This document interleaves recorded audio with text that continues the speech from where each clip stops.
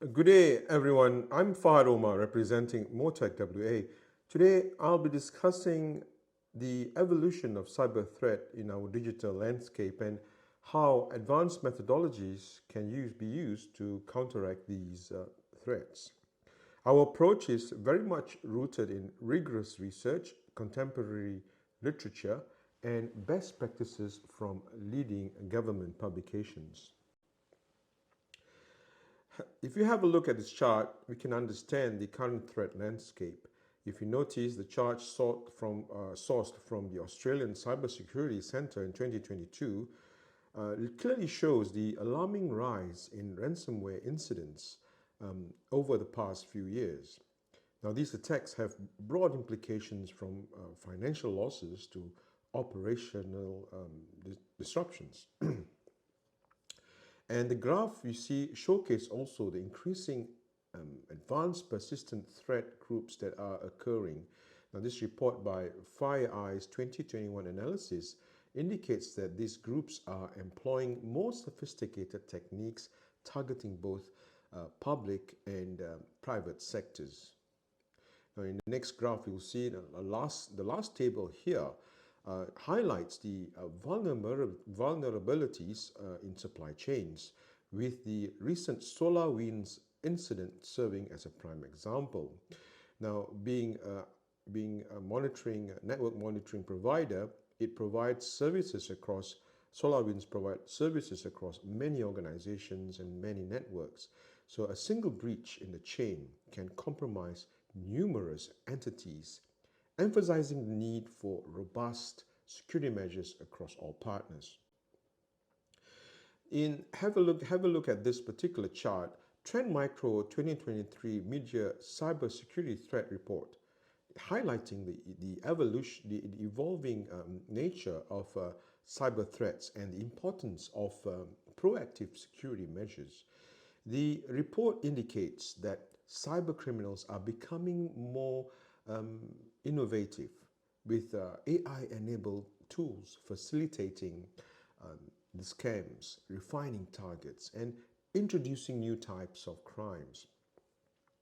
Now, ransomware attacks have seen a rise, especially with the use of bring your own vulnerable driver attacks and the exploitation of zero-day vulnerabilities. The United States, Brazil, and India experienced the highest number of risk events in the first half of 2023. The manufacturing, healthcare, and technology sectors were most targeted. The report also delves into the increasing use of AI by companies and the potential risks associated with it, such as virtual kidnappings and AI-assisted scams. Additionally, cyber risk index has shown some decrease with risk. However, vulnerabilities still remain, especially with the introduction of new top-level domains in the whole internet infrastructure and the increasing complexity of connected devices, especially with electric cars and smart cars coming onto the market nowadays. Transitioning to threat assessment, you have a look at the chart there. Our approach is very multidimensional, as you see there in the Gartner report, leveraging on AI-powered vulnerability scanning, aligning with National Institute of Standards and Technology special publication to identify potential system weaknesses with greater accuracy and speed. Furthermore, we integrate real-time threat intelligence feed as recommended by the Australian Cybersecurity Centre to stay abreast with real-time responses.